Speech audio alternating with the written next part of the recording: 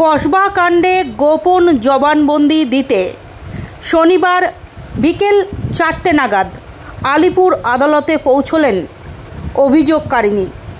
সূত্রের খবর, সেদিন কী ঘটনা ঘটেছিল সেটা আদালতের সামনে গোপনে জবানবন্দি দেবেন তিনি।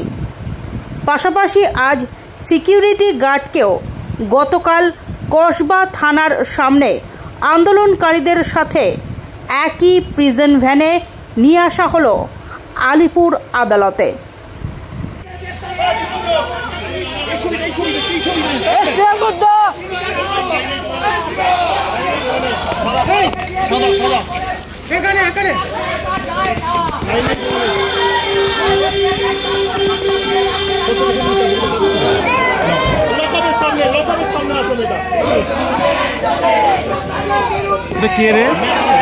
ক্যামেরাটা ভেঙে যাবে ভাই আমার।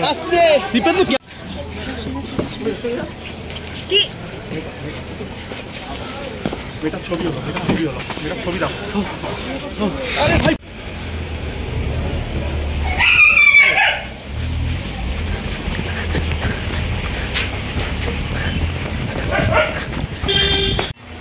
এখান থেকে আমরা পাচ্ছি, সেইখান থেকে যা পাবে